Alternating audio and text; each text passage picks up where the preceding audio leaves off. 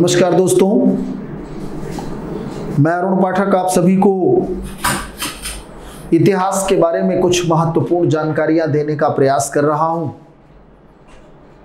जैसा कि मैंने अपने पिछले वीडियो के माध्यम से आपको पूरे मध्यकाल के बारे में एक सामान्य जानकारी दी, उसके पश्चात हमने भारत में ईस्ट इंडिया कंपनी का विकास आपको पढ़ाया, किस प्रकार भारत में वह अपना सिक्का जमाने में कामयाब रही, कैसे कैसे व्यापारिक सिस्टम को उसने डेवलप किया और अंततः उसने भारत में अपना उपनिवेश स्थापित कर लिया। उपनिवेश स्थापित करने का मुख्य उद्देश्य क्या था? भारत से अधिक धन का संचय, यही उसका मुख्य उद्देश्य था। जहां भारत 17वीं शताब्दी तक या यूं कह लो लगभग 18वीं शताब्दी तक प्राचीन काल से लेकर प्रमुख निर्यातक देश था। भारत निर्मित वस्तुओं की विदेशों में बहुत मांग थी। हमारे यहाँ के बने शिल्प उद्योग से संबंधित जितने भी सामान बनते थे, चाहे वह खिलौने हो, आभूषण हो, हाथी दांत की बनी वस्तुएं हो, मोती के कार्य किए हुए चीजें हो, सूती वस्त्र इंडस्ट्री हो, उद्योग हो, रेशम के कढ़ाई की हुई चीजें हो, विदेशों में बहुत डिमांड थी। और विदेशी विशेषकर यूरोपीय उसका मूल्य सोने चांदी में चुकाते थे।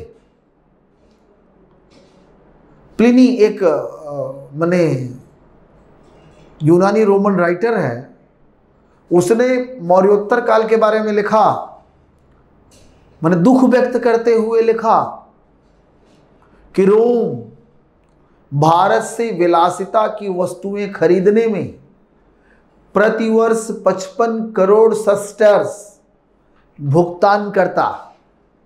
वैसे एंशिएंट से लेकर मेडाइवल तक या प्रारंभिक मॉडर्न तक, यूरोपीय कंपनियों के आगमन तक, हर राइटर यूरोप का यही लिखता नजर आया कि सोने चांदी या बहुमूल्य धातुएं दुनिया के विभिन्न हिस्सों का चक्कर लगाते हुए भारत रूपी दलदल में आके दफन हो जाती हैं। ये सीधा भारतीयों के लिए प्राउड की बात है। प्राउड किस सेंस में कि हम खरीदते कम थे, बेचते ज्यादा थे, और हम भुगतान, भाई आज जैसी डॉलर करेंसी की डिप्लोमेसी थी नहीं कि हम डॉलर की डिमांड करें, तो सोने चांदी या बहुमूल्य धातुओं में हम अपना सामान बेचते थे, तो हम बेचते ज़्यादा थे, खरीदते कम थे। और ये यूरोपियों को बड़ा खटकता था।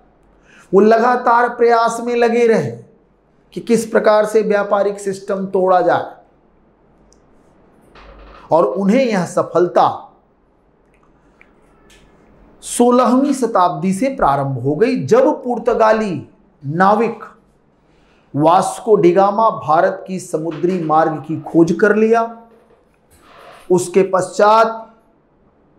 पश्चात अब यूरोप में नौसैनिक युद्ध शुरू हुआ, जिसमें ब्रिटेन सफलता प्राप्त करके भारत में स्थापित हुआ। अब उसका पहला टारगेट था भारत के प्रशासनिक सिस्टम पर कब्जा करना। जब प्रशासनिक सिस्टम, कहते हैं कि किसी भी देश में अधिक लाभ कमाना है तो वहां के सिस्टम पर नियंत्रण कर लो। तो सिस्टम कई प्रकार का होता है, और दीर्घकालीन किसी को गुलाम बनाना तो उनकी संस्कृति पर कैप्चर कर लो, उनके रीति रिवाजों पर कैप्चर कर लो, है ना, उनकी शिक्षा प्रणाली पर कैप्चर कर लो, तो उनको लंबे समय तक दास बनाया जा सकता, क्योंकि सेना के दम पर अधिक दिनों तक दास नहीं बनाया जा सकता। तो अंग्रेजों ने सबसे पहले आर्थिक टारगेट किया, क्योंकि उन्होंने, उनका टारगेट सर्वप्रथम था भारत से ज्यादा धन कमाना। इसके पश्चात उनका टारगेट बदलता चला गया चरणबद्ध तरीके से। कार्ल मार्क्स कम्युनिस्ट मैनिफेस्टो में और भारत के प्रमुख इतिहासकार आरपी दत्त, रजनी पाम दत्त ने भी इंडिया टुडे में पुस्तकों में इसे 3 चरणों में बांटा। अब मैं वो आपको दिखाना चाहता हूं। तो वाणिज्यिक पूंजीवाद, आर्थिक नीतियां सामान्यतः 3 चरण माने गए। इसमें प्रथम चरण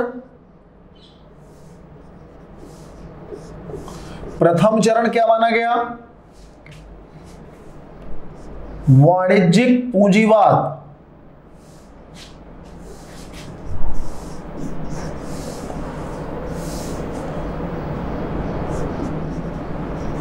वाणिज्यिक पूंजीवाद, इसका समय प्लासी की लड़ाई से शुरू माना जाता है। 1757 से 1813 एडी तक ये चरण माना जाता है। और जो इनका द्वितीय चरण है वह औद्योगिक पूंजीवाद के नाम से जाना जाता। मुक्त व्यापार की नीति, औद्योगिक पूंजीवाद, इसी को मुक्त व्यापार की पॉलिसी भी कहते हैं। मुक्त व्यापार की नीति, जो यह समय है, यह 1813 से शुरू होकर क्रांति तक चलता है। अब तीसरा चरण वाणिज्यिक साम्राज्यवाद। वित्तीय रखेंगे, वाणिज्यिक पहले से ही हो चुके हैं। वित्तीय पूंजीवाद अथवा इसी को साम्राज्यवाद शब्द से भी संबोधित किया जाता। वाणिज्य माने वित्तीय पूंजीवाद या साम्राज्यवाद। यह समय लगभग 1858 से शुरू होकर यह आजादी तक चलता है, जब तक इन्हें भारत से हटाया नहीं गया। तो 3 ये चरण हैं और तीनों चरण की अपनी अपनी पॉलिसियां हैं। पहले चरण, इस चरण में क्या टारगेट था? अधिकाधिक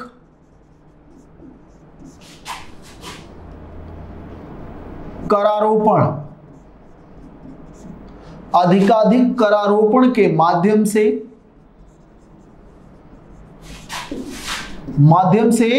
धन संचय, माने ज्यादा से ज्यादा भारतीयों पर टैक्स लगाकर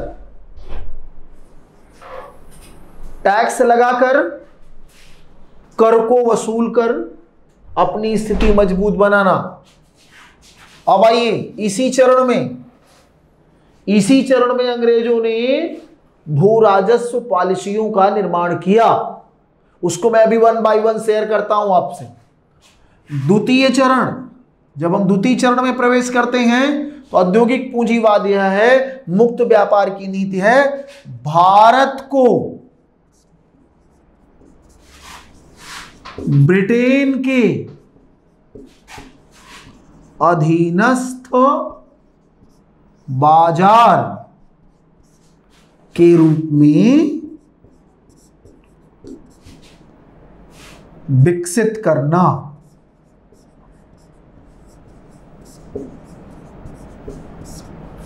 ठीक है। और जो तीसरा चरण है, तीसरा चरण इनका है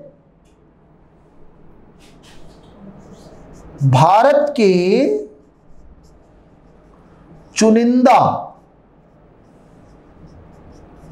क्षेत्रों में पूंजी निवेश करना। अभी मैं इसको और विस्तार से आपको बताता हूं, पहले बस इतना समझिए। तो ये 3 मोटो थे, टारगेट था। पहला टारगेट हमने आपसे शेयर किया, अधिकाधिक करारोपण, इसका मैं विस्तार भी आपको बताने चल रहा हूं। दूसरा चरण, भारत को ब्रिटेन के अधीनस्थ बाजार के रूप में विकसित करना। इस रूप में इन्होंने क्या किया कि भारत से कच्चा माल निर्यात को प्रोत्साहन दिया और ब्रिटेन से आयात को प्रोत्साहन दिया। इस कड़ी में ब्रिटेन की आवश्यकता अनुसार भारत से कच्चा माल का निर्यात करना एवं ब्रिटिश तैयार माल को भारत में आयात करना। माने इस दौरान इन अंग्रेजों की हर वो पॉलिसी ऐसी रही कि भारत से आयात सस्ता हो जाए, भारत से निर्यात सस्ता हो जाए, माने भारत से जो सामान ब्रिटेन को जाए वो सस्ता हो जाए और ब्रिटेन से जो सामान भारत को आए माने सस्ता हो जाए, माने भारत में आने वाला आयात सस्ता हो जाए, क्योंकि ब्रिटिश माल आएगा तो तेजी से भारत में बिकेगा भारत के अंदर, और यहां से जाने वाला जो सामान है वो भी उनके लिए सस्ता हो जाए तो आराम से खरीदे। तो निर्यात जो हमें करना था कच्चा माल वो अंग्रेजों के लिए बेहतर हो गया और भारतीय वस्तुओं का माने देखिए कच्चा माल सस्ता कर दिया निर्यात, और तैयार माल जो भारत का अपनी मोनोपोली थी, जो हस्तशिल्प इंडस्ट्री थी, उसके तैयार माल के निर्यात को महंगा कर दिया। तो रॉ मटेरियल्स क्योंकि उनकी कंपनियों को आवश्यकता थी, देखिए इन्होंने कार्य को यहां से ट्रांसफर किया, रॉ मटेरियल भारत में उत्पन्न करवाया लेकिन उसका निर्माण ब्रिटेन में ले जाकर के करवाया। चाहते तो यही फैक्ट्रियां लगाकर यहीं के रॉ मटेरियल्स को यहीं तैयार कराते और वर्किंग मजदूरों को, भारतीय मजदूरों को काम मिलता, लेकिन इनकी नीयत में स्पष्ट रूप से भारत का विकास नहीं था। इन चीजों से प्रूफ होता है ये ब्रिटेन के इंडस्ट्रियलाइजेशन को स्ट्रांग करना चाहते थे, ब्रिटेन के औद्योगिकरण को मजबूत बनाना चाहते थे, और इसलिए इन्होंने क्या किया, इसलिए यहां से आवश्यक वस्तुएं, कौन सी वस्तुएं, भारतीय नहीं, अब माने जो उनके लिए रॉ मटेरियल्स की आवश्यकता थी उनको देना था। ठीक है, अब आप इसको बेहतर तरीके से समझ गए।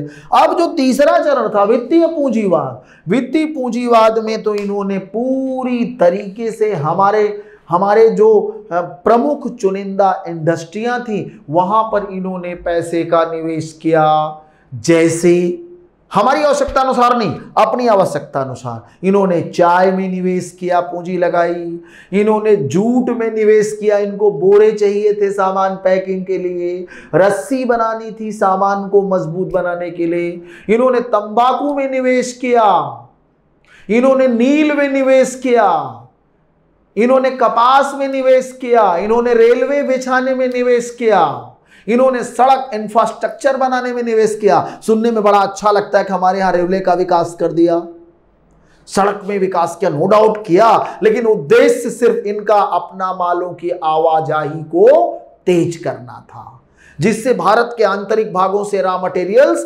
बंदरगाही इलाके में पहुंच जाए और ब्रिटेन का तैयार माल तेजी से भारत के अंदर प्रवेश कर जाए। ये सीधे कार्ल मार्क्स ने भी कहा है। कार्ल मार्क्स ने कहा रेलवे ने, इस्पात की बनी रेलवे ने भारत के जो गांव थे, भारत के जो स्वावलंबी गांव थे उनको भेज दिया। नो डाउट बाद में विकास भले रहा हो, लेकिन प्रारंभिक जो अंग्रेजों का उद्देश्य था वो सीधा सीधा था, अपना अधिकतम लाभ सुनिश्चित करना। यदि भारतीयों का लाभ इनके टारगेट में कहीं भी रहा होता तो निश्चित ही यह लोग यहां के स्टील इंडस्ट्री में निवेश करते, यहां के कपड़ा इंडस्ट्री में निवेश करते, जो हमारी बेहतर स्थिति में था। ठीक है, इन्होंने ऐसा कुछ भी नहीं किया। इन सेक्टर्स में हम भारतीयों द्वारा जो पूंजी निवेश किया गया उसी से हमारा विकास हुआ। चाहे जमशेद जी टाटा वह रहे हों या कवास जी दादा भाई रहे हों, इन लोगों ने भारतीयों द्वारा पूंजी निवेश किया गया है ना। जमशेद जी टाटा ने टिस्को लगाया जमशेदपुर में, है ना। कवास जी दादा भाई ने मुंबई में जो है कपड़ा मिलों की स्थापना की। ठीक है, तो भारतीयों ने निवेश किया, इन्होंने अपने तरीके से निवेश किया। तो बेहतर तरीके से आप इन आर्थिक नीतियों को समझ गए होंगे। इनकी पॉलिसी क्या थी? More than more revenue collection, ज्यादा से ज्यादा अपना लाभ सुनिश्चित करना, और इसी लाभ सुनिश्चित करने के चक्कर में भारत के राजनीतिक सिस्टम में हस्तक्षेप करते हुए इन्होंने हमारे यहां कॉलोनी स्थापित कर ली, सत्ता पर नियंत्रण स्थापित कर लिया।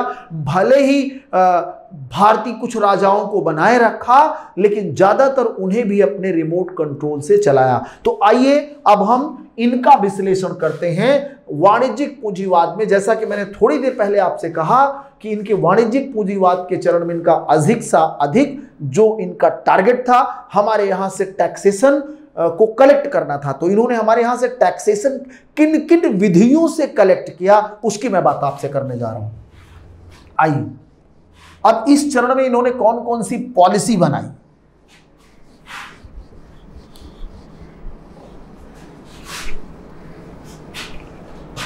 देखिए, जब इन्होंने प्लासी और बक्सर की लड़ाई जीत ली, तो प्लासी और बक्सर की लड़ाई जीतने के पश्चात इन्होंने बंगाल में द्वैध शासन लगाया। बंगाल में द्वैध शासन लगा करके इन्होंने ज्यादा से ज्यादा हमारे यहां भूमि को ठेके पर देकर के टैक्स वसूला। ठीक है, उसके पश्चात जब इन्होंने बंगाल रेगुलेटिंग एक्ट लगाया, तो रेगुलेटिंग एक्ट जरिए बंगाल का द्वैध शासन समाप्त कर दिया, और बंगाल का द्वैध शासन समाप्त करके टोटल अपनी मोनोपोली ले ली। वॉरेन हेस्टिंग्स ने टोटल मोनोपोली अपने पास ली, और इसके पश्चात स्वतंत्र होकर इसने अपनी अकॉर्डिंग नीतियों का निर्माण किया। तो अब आपको मैं बताता हूं कि अंग्रेजों की कौन कौन सी जो है भू राजस्व प्रणालियां थी। तो विभिन्न प्रकार की भू राजस्व प्रणालियां, विभिन्न भू राजस्व प्रणालियां, विभिन्न भू राजस्व प्रणालियां। अब इनमें वन बाय वन हम देख लेते हैं। सबसे पहले इजारेदारी लगाया वॉरेन हेस्टिंग्स ने। इजारेदारी को ही सामान्य ठेठ भाषा में ठेकेदारी कहते हैं। फिर कार्नवालिस साहब आए, जिन्होंने अस्थाई या इसी को बोलते हैं इस्तमरारी बंदोबस्त। फिर मुनरो साहब रैयतवाड़ी भी लिख सकते हैं, कोई दिक्कत नहीं, रैयतवाड़ी बंदोबस्त।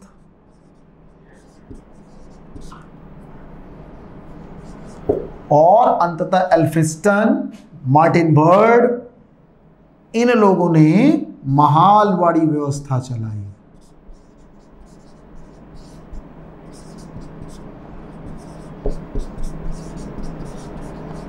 ठीक है, आप थोड़ा सा ठेकेदारी व्यवस्था को समझिए। वॉरेन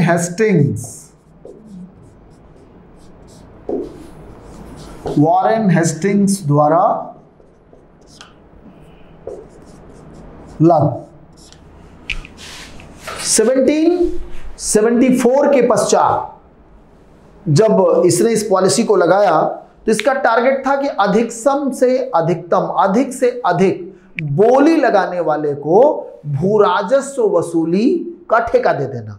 अब अधिकतम बोली लगाने वाले को ठेके पे दे दिया, अब वो ठेकेदार जितना मनाए उतना टैक्स वसूलता था। तो किसानों की कोई सुनने वाला नहीं था। तो यह बड़ा अत्याचार था। तो जब वॉरेन हेस्टिंग्स हटा 85 में, तो कार्नवालिस आए। अब कार्नवालिस पर दबाव था कि ऐसी व्यवस्था का निर्माण करो जिसमें हर साल ठेका ना देना पड़े। हर साल ठेका देने का क्या मतलब है?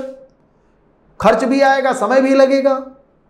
तो इसीलिए कॉर्नवालिस ने सिस्टम बनाया 10 वर्षीय। वैसे भी आपने पढ़ रखा होगा कभी भी मेडाइवल इंडियन सिस्टम में 10 वर्षीय सिस्टम। 10 वर्षीय सिस्टम आईने दहसाला कहलाता था। आईने दहसाला अकबर ने चलाई थी 10 वर्षों के रिकॉर्ड पर टैक्सेशन का निर्धारण, ठीक है। लेकिन आईने दहसाला अब यहां पे नाम नहीं बल्कि 10 वर्षीय बंदोबस्त शुरू करा। अब 10 वर्षीय बंदोबस्त सबसे पहले लॉर्ड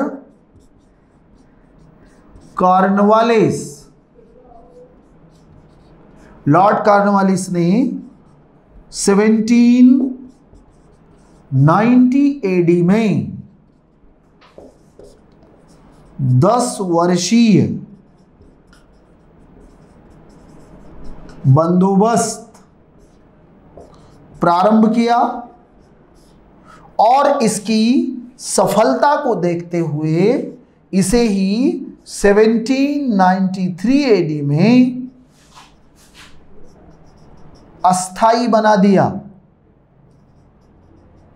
तो इसीलिए इसका नाम अस्थाई बंदोबस्त हो गया। अब थोड़ा इसको और आप समझिए डिटेल में।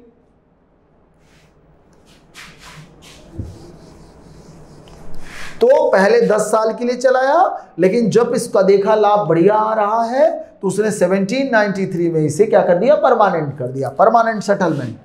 अब आइए, इसमें कॉर्नवालिस को जानसोर और जेम्स ग्रांट का सहयोग मिला था और जेम्स ग्रांट और जानसोर में अलग अलग मुद्दे थे, ठीक है।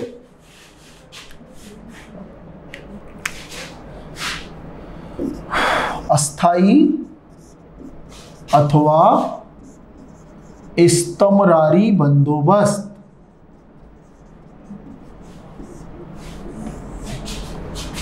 सेवेंटीन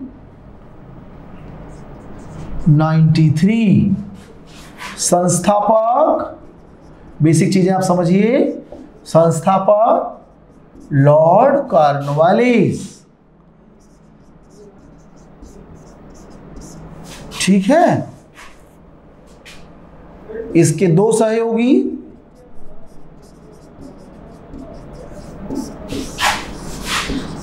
जेम्स ग्रांट एवं जॉन सोर, ये दोनों थे। अब दोनों के सिस्टम में विवाद था, दोनों की सोच में अंतर था। जेम्स ग्रांट भूस्वामी सरकार अथवा किसानों को मानने का पक्षधर था, जबकि जानसोर जमींदारों के अधिकारों का पक्षधर था। और अंततः फैसला इसी के पक्ष में गया। अंततः कंपनी इसी मत को स्वीकार की कि जमींदार ही भूस्वामी रहेगा। देखिए, है ना, क्वेश्चन आता है कि अस्थाई बंदोबस्त में भूस्वामी किसे माना गया, जमींदार को, ठीक है। अब इसका लाभ क्या हुआ, लाभ ईस्ट इंडिया कंपनी को एक समर्थक वर्ग प्राप्त हो गया, एक समर्थक वर्ग प्राप्त हो गया। बंगाल में नए जमींदार वर्ग का उदय हुआ नए जमींदार वर्ग का उदय हुआ जो कंपनी को सपोर्ट करता था, जो कंपनी के लिए। लेकिन इसका ड्रॉबैक भी आया। ड्रॉबैक ये आया कि अब जमींदारों की सीरीज पैदा हो गई, जमींदारों की सीरीज पैदा हो गई। ठीक है, अब एक बड़ा जमींदार जो पहले जमींदार बन गया, शहर से ही ठेका ले लिया, इनडायरेक्ट ठेका ही था, सरकार ने उसको दे दिया जिम्मेदारी, जो सरकार का बड़ा पक्षधर था। अब वो स्वयं वहां न पहुंचकर खुद अपने नीचे लेवल पर और जमींदार, उप जमींदार रख दिया, तो जमींदारों की एक श्रृंखला चल गई और शोषण का एक नया यंत्र चल गया। अब इससे क्या होता है कि किसानों के शोषण का बहुत ज्यादा जो है दृश्य यहां दिखाई देता है। किसानों का शोषण बहुत ज्यादा होने लगा क्योंकि जमींदार मनमाना हो गया। कहने के लिए इसमें टैक्स रेट कम था, अस्थाई बंदोबस्त में टैक्स रेट 1/3 और 33%। इसमें एरिया कितना था? एरिया 19%। अब इसके क्षेत्र कौन कौन से थे? क्षेत्र आप यहां भी समझिए, क्षेत्र कहां कहां लागू हुआ तो अंडरस्टूड है बंगाल से प्रारंभ ही हुआ था, बंगाल, बिहार, उत्तरी सरकार,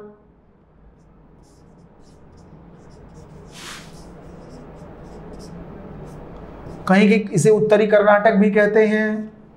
फिर इसके अलावा यूपी का वाराणसी खंड, वाराणसी डिवीजन तक ये फैला हुआ। अब इस व्यवस्था का प्रभाव क्या पड़ा? इस व्यवस्था का प्रभाव ये पड़ा कि काफी नुकसान हुआ, सामंतवाद का विकास हो गया। और एक चीज और मैं आपको बताऊं, किसानों के शोषण में वृद्धि हो गई। किसान भूस्वामी नहीं रह गया, किसान सिर्फ मजदूर बन गया। क्यों? क्योंकि भूस्वामी तो जमींदार बन गया। अब जमींदारों को भूमि पर अधिकार दिया गया। अब जमींदार बड़ी कड़ाई से टैक्स की वसूली करता था। क्यों? क्योंकि ब्रिटिश सरकार ने जमींदारों पर दबाव बनाने के लिए एक सनसेट लॉ पारित किया। इसे हिंदी में कहते हैं सूर्यास्त कानून। ये जमींदारों पर लगाया था।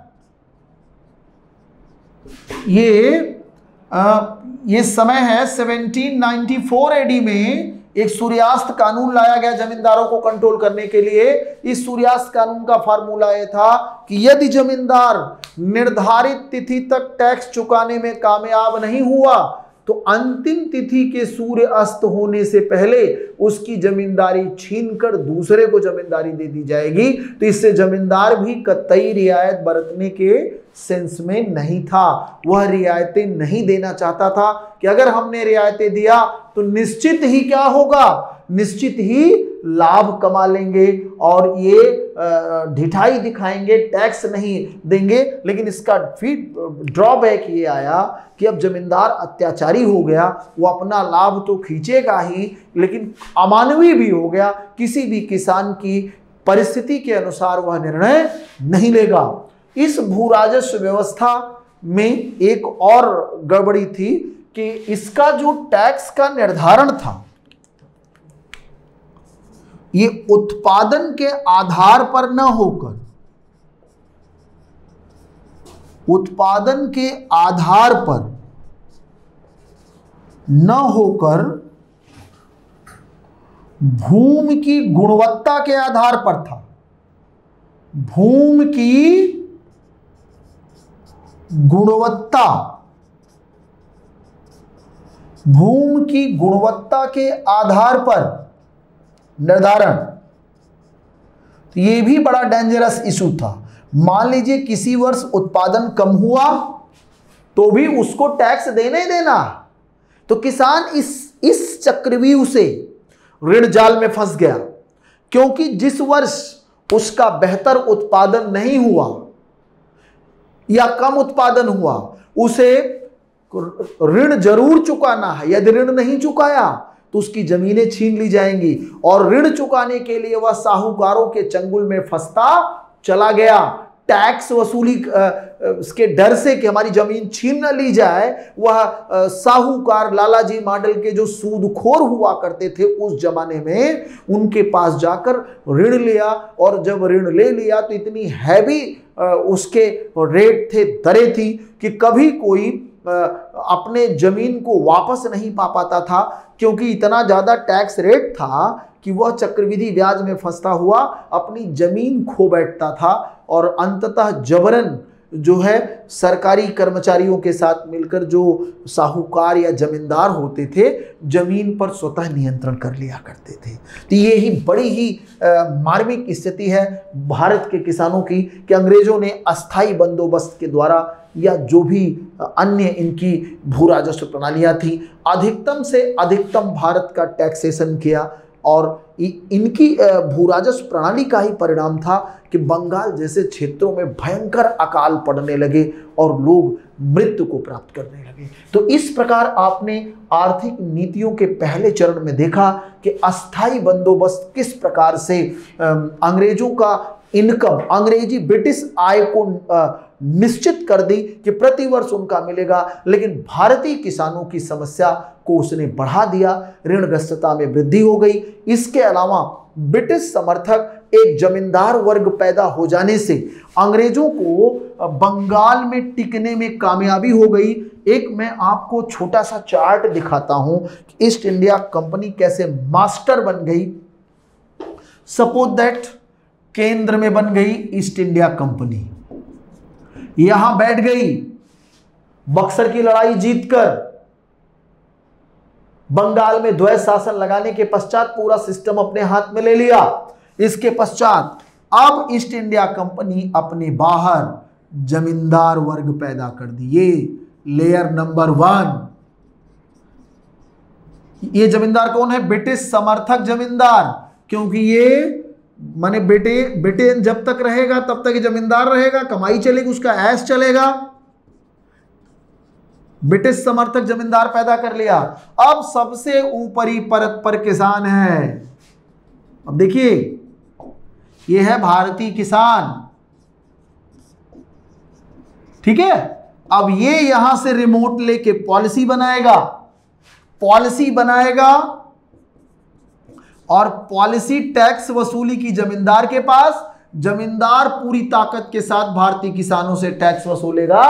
क्यों? क्योंकि अगर ये टैक्स वसूल के इनको नहीं दिया तो इसकी जमींदारी छीन ली जाएगी सनसेट लॉ के तहत, और वो दूसरे जमींदार को दे दी जाएगी, ठीक है। और ये जबरन अपना टैक्स वसूलेगा, चाहे किसान मर रहा हो भूख प्यास से, चाहे बीमारी से मर रहा हो, या बाढ़ से मर रहा हो, पर्यावरण माने प्राकृतिक आपदा से मर रहा हो, उसको कुछ लेना देना नहीं है। और किसान अगर चाहे जिस अवस्था में रहे, अगर वह अपना ऋण नहीं चुकाया तो उसकी जमीन छीन ली जाएगी, इसमें कोई दो राय नहीं, क्योंकि भूस्वामी इसको माना गया था। एक तरीके से भारतीय किसानों को उन्हीं की जमीन से बेवरूह करके पट्टे पर दिया गया, और जब चाहे तब जमींदार उससे जमीन छीन लिया, माने किसानों को सिर्फ मजदूर बनाकर छोड़ दिया। तो ये अंग्रेजों की कम से कम बंगाल, बिहार, उड़ीसा और यूपी खंड और उत्तरी कर्नाटक क्षेत्र की पॉलिसी थी, जहां अकाल के सिवा कोई रास्ता